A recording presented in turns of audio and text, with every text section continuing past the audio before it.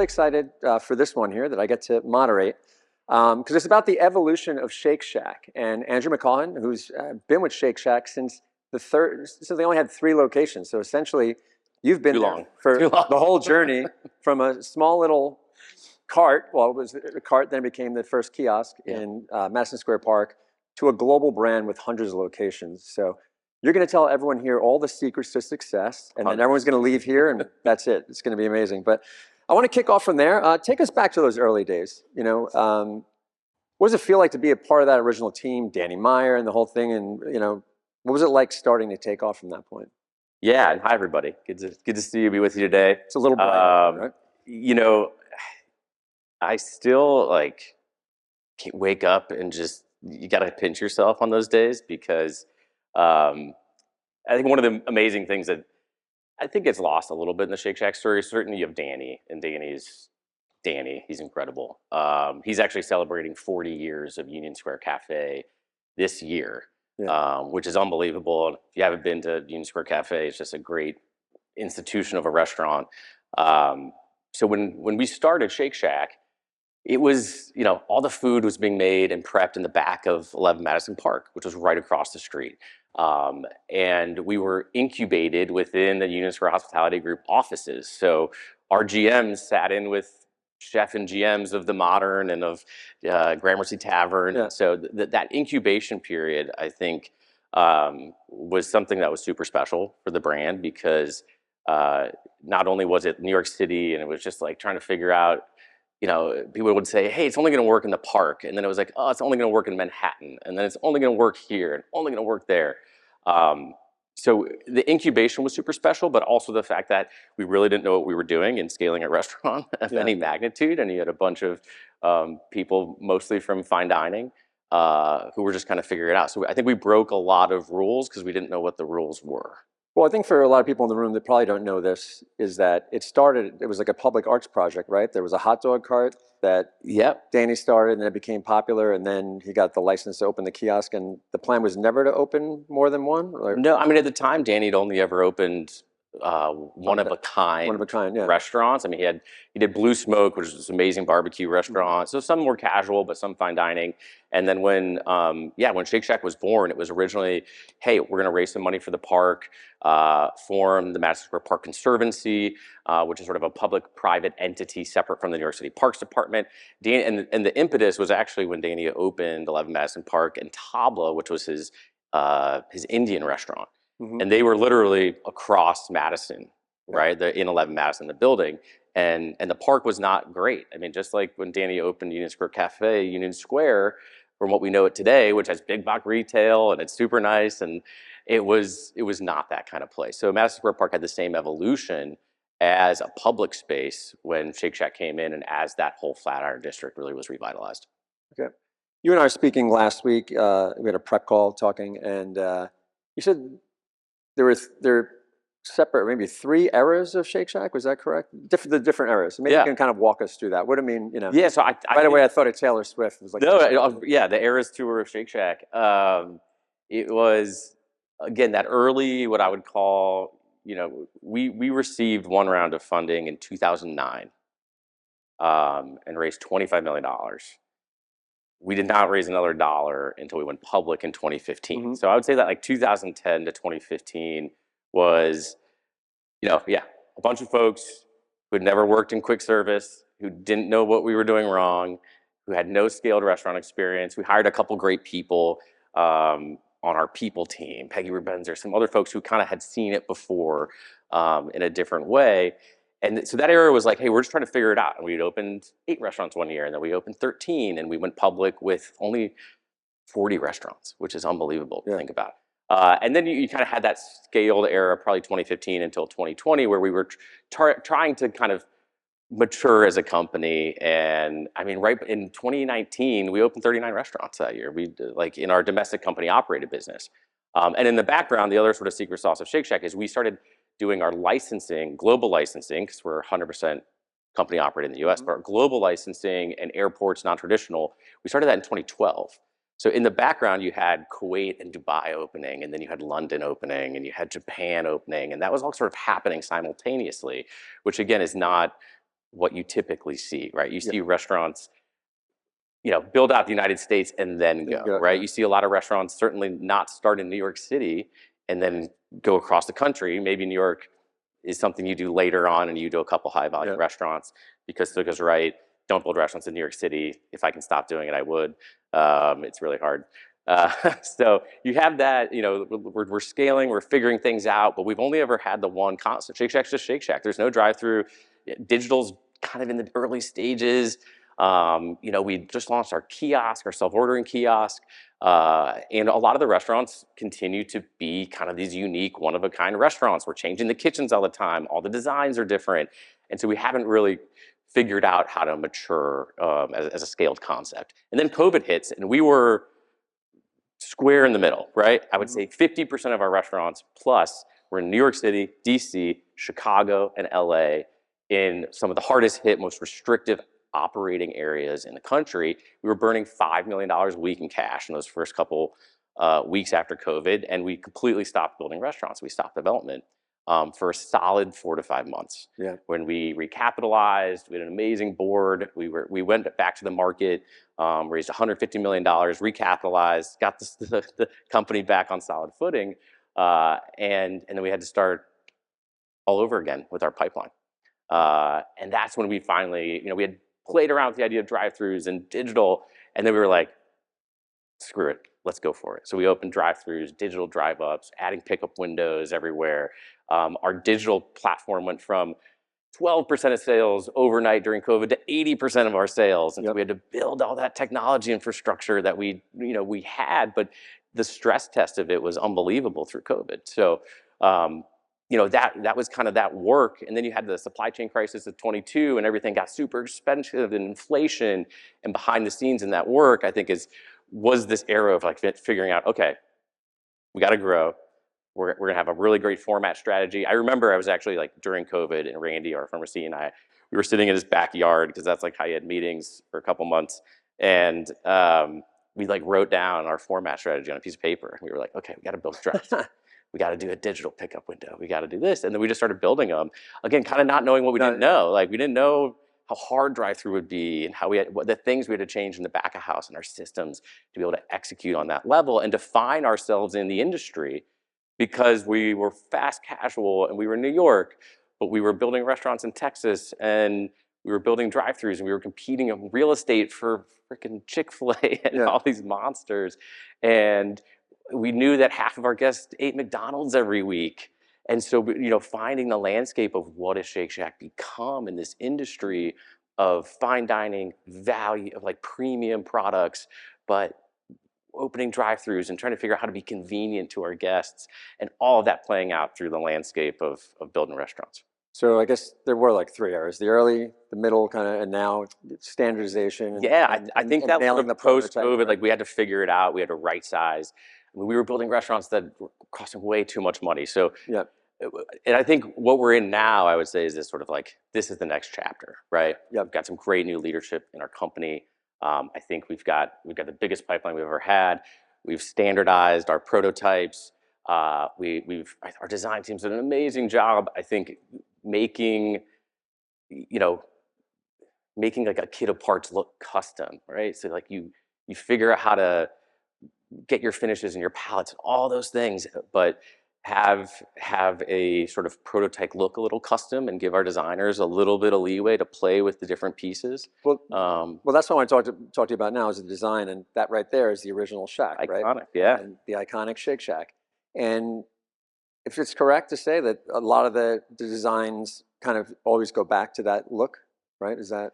Yeah, we have this debate a lot, and I actually you have to ask ourselves, right? Like we kind of constantly, and we talked about this a little, like what makes a Shake Shack a Shake Shack, right? Is it the fact that there's an I-beam eyebrow canopy that sort of harkens back to Shake Shack in Madison Square Park, which no one really knows, like truly, like I don't think that people pick that up necessarily, but it's kind of important. Or the fact that there is a shack within a shack, which is what we always talked about, like the park. It was a kiosk, right? And so whatever environment we went into is like, how do you still have that engine? And how does it sort of, And so there's some of those principles, but I think we've been pushing ourselves even more to say like, hey, Madison Square Park's amazing. Mm-hmm. And it's more about just like what is the essence of Madison Square Park that we see. So green is a big color for us, obviously, and that is not a color that exists in QSR, right? It's reds and yellows and all the burger guys. And so, but green was really about the park. So it's like that's how we bring Madison Square Park in, and it can be in paint and tile, and yes, it can be in maybe some plants and things as well. So we do. I think it is always a source of inspiration, 100%. So from the original, it was no shacks are supposed to, each shack is supposed to look unique. So now as Yep. you're getting to more standardization, you said you nailed the prototype. How do you still do that and make sure that they don't all start looking the same? Yeah, Is that something you battle internally? And we do. But we're also asking ourselves, is it bad? As long as it looks great and it's timeless, Yep. it's beautiful, is it okay for it to look the same?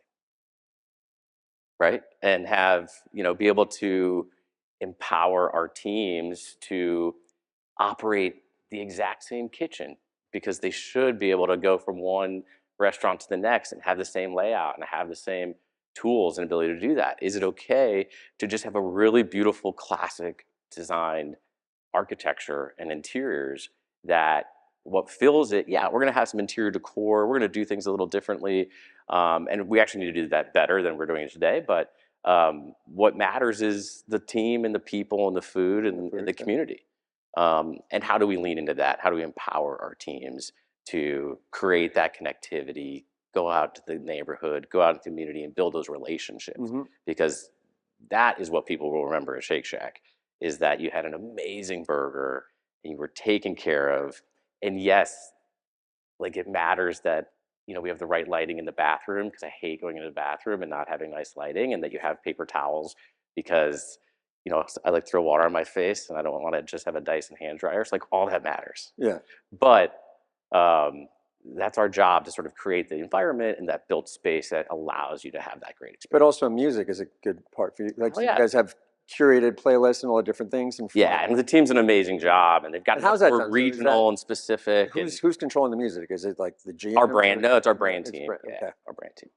And is it true? And again, sometimes I read some things and you're like, nah, that's bullshit. Yeah. It's not.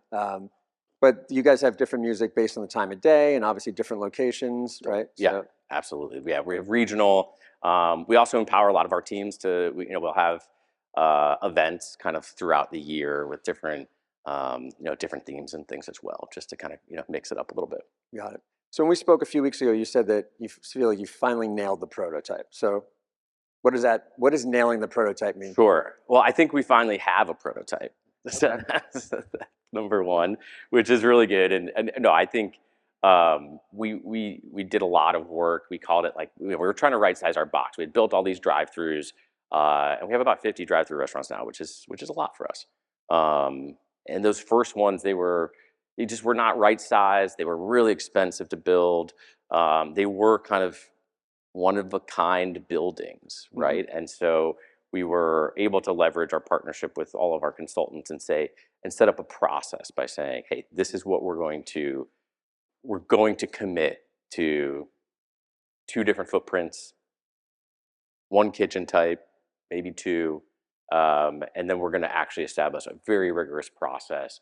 We meet every other week as a cross-functional team with our operators, our op engineering team, our technology team, and so we put just a very rigorous process around anything that is going into a restaurant is going to have, there needs to be a reason. We need to get alignment, and really, I think that partnership, particularly with operations and technology, has been critical to make that happen. And so we're, for the first time, I remember one of my senior construction project managers earlier this year, because we just opened our what I would consider the real prototype in Phoenix, and we opened 2 of them, one in Goodyear and one in Surprise, and he went to both of them and he goes, Andrew, they're the same building. It's like, yeah, that's what we're doing. So it's new for us, but it's not necessarily new for the industry. So a few years ago, we were joking that this should be called like drive-through spaces because that's all we wanted to talk about, especially coming out of the pandemic. So what were like some of the biggest lessons learned for you guys with, first then opening your first drive-through locations? Because from what I understand is that you still have a good portion of your customers are still dining in. So how does that Yeah. impact like how you're designing, and what have you learned so far with some of the drive-throughs? We've learned a lot, probably, the hard way, but again, that's okay. Uh, People want to sit down in a Shake Shack. They do. I mean, what we offer, the food, the experience, the music. You can get Hmm. beer and wine at Shake Shack, at least most of them.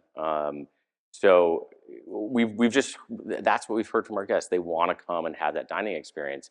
And I would say it's about 50%, right? Traditional QSR, you're looking at 70, 80% going through drive-through. I don't think we will ever be that. I think, and that's okay. Yeah. We want to offer that channel as a convenience factor, and our guests wants that, and so we want to be there for them. But we also know that we're not going to be the fastest. We're never going to have a 2 minute, 13 second, total experience time, because it takes 3.5 minutes to cook a Shack burger. So we have to find the right way to sort of tell that story.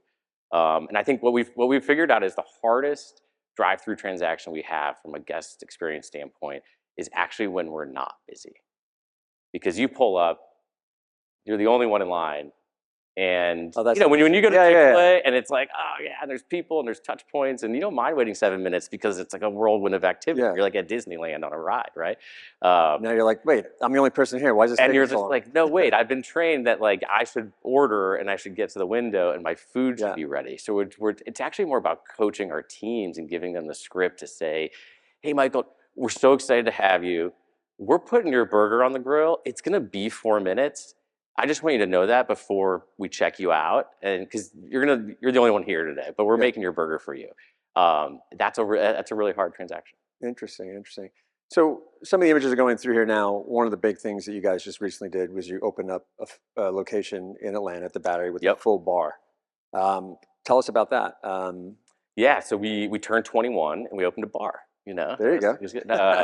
So I think, And is this something that you guys are going to plan to do more of those, or is it just testing it out and see how it flies? yeah, it's certainly still a test. I think one of the things, as we really thought about this format strategy, and going from, hey, we have our core restaurants and they're 3,000 square feet, and we got our sort of core menu and it's great, and there's 50 to 90 seats and there's patios, and then we had these, we started maybe doing a couple smaller shacks. I think you might see some of those in the future.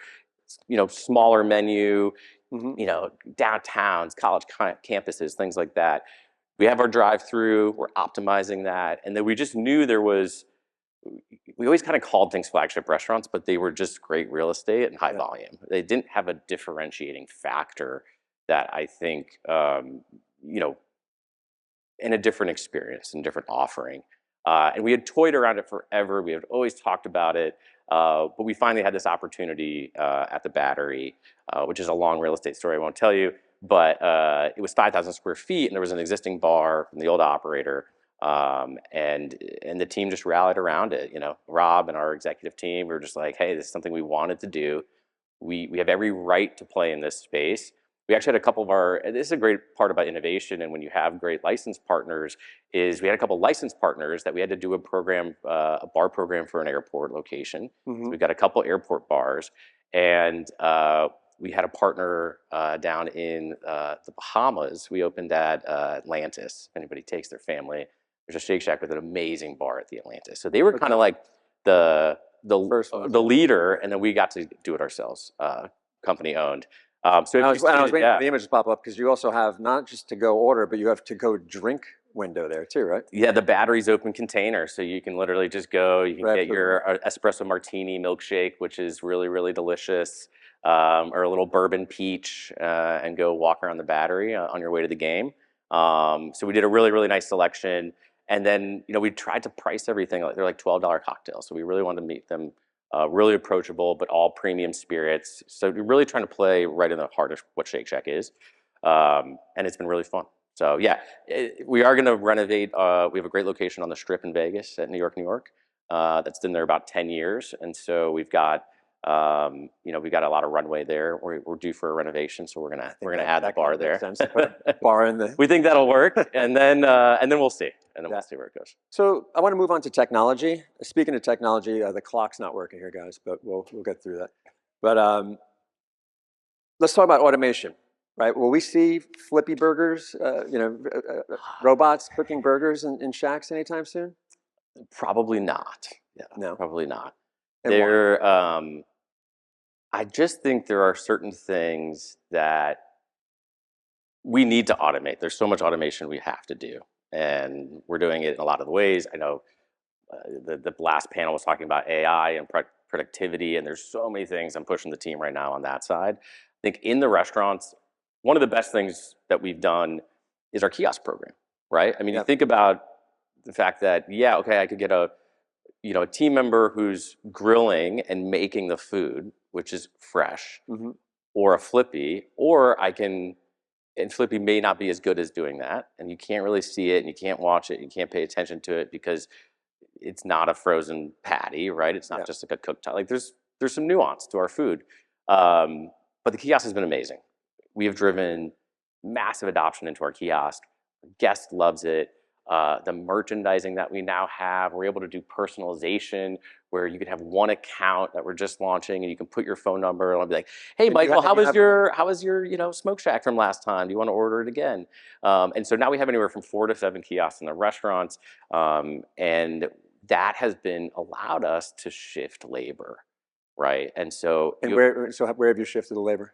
one of the things we started doing was running food, and that's been a huge lift for our guest experience, and the team loves it. Like honestly, like being a cashier is a hard job, Yeah. and not everybody loves it. But bringing like a tray of Shack burgers to people when they're hungry, and like you drop it, they're so excited, and then you can help them get all their stuff. Like that's what it's all about. So I think a lot of our team also has like appreciated the fact that they don't have to be ringing all day, and they can be doing other stuff in the front of house, or we could add more labor to the back of house, and make sure that we're delivering on food quality and order accuracy. So you can't be at a conference without talking about AI these days, right? 100%. So is there anything that in your world, where you're seeing AIs being helpful to you in the development world, or just in anything that you guys are doing in that Yeah, field? we had one of the things, we're still nimble and small enough, thankfully, and I think we got a little behind on our data strategy internally, where we, I think we've kind of hit the right moment. So we're doing a lot of work across the entire organization to say, how can we leverage our data? How can we get our data all in the same place, and then put these AI technologies on top of it? So whether it's labor scheduling, whether it's ordering, whether it's um, estimating, which we're building a kind of AI estimating tool for my construction team right now, because real estate always needs budgets, and construction's always busy doing other things. And so how can we sort of close the gap and find those pain points and build either custom or non-custom AI tools to just help people do their jobs Yeah. better and be more efficient and be smarter. And so that's like a big area where we're just trying to say, hey, what are the pain points? What are the tools we need to go build? And then how can any of this technology help us? We're currently installing a couple sort of AI powered cameras in each of our different formats to look at flow, to look at Yep. table utilization rates, to really help us be smarter about the Gen 2 of these formats and these prototype designs as well. So I think there's a big unlock in that department to I think really say, like, what's the Ben, who's talking spatialized next, I data? think is going to show some of the stuff that they're doing with that. Yeah, Yeah. So I think super there's cool. a lot there. So I guess another thing is off premise. There's been, of course, after the pandemic, all the, how have you managed that, the balance of the off premise? Obviously, we've seen images here with the pickup windows. Um, but any changes that you've made over the years now that you think have worked well to kind of Yeah, balance the off premise? to your point, and I think like we've talked about it a lot. We threw everything at trying to solve the off-premise question, Hmm. whether it had been right the curbside pickup or these pickup windows. We did a digital drive-up lane, which we've kind of abandoned. We're just focused on true drive-through. But for us, we have a heavy urban footprint, right? So delivery and couriers are a huge part of our business, and so in those locations, the pickup window has become invaluable, right? Like if you're a courier, you don't want to get off your bike or leave your Yeah. car, right? You want to stay close. You don't want to have to go through the scrum of people ordering and all of that. And so I think, particularly with delivery, digital and these kind of pickup windows has been a massive unlock, and again a better experience for the couriers, a better experience for the team and the guests. Yeah. Kind of just a win-win. So if you were sitting here 15 years ago and looking back now on yourself, like for people that are in the audience here that may be with a chain that's, you know, in their early Yeah. days, what are some of the biggest lessons or things that you would maybe do differently? And there's probably a lot, but is there anything that kind of just jumps right out? Again, from a development, design, and construction standpoint. Yeah, I think, you know, certainly as much as like I love the magic of doing all the one-offs and changing all the kitchens all the time, like this, I would have ideally tried to get a little sooner with our operations team and our culinary team to say like, hey, how can we create one right way Yeah. behind the scenes earlier? Like, what is the program we need from a back of house solution and from a kitchen solution? And how do we just kind of get that buttoned up a little bit earlier in the growth curve? Because managing all the different iterations and the changes, it certainly causes a lot of trouble. Not only from the build standpoint, but operating From it, an and operations maintaining standpoint. it, Yeah. and hey, I need to move this manager here, and they're doing something different. So I think having sort of radical alignment with all the cross-functional partners to say, hey, we're going to do things in a certain way, and we're going to build things in a certain way, and then we're going to have a process to manage it. To me, that's number one.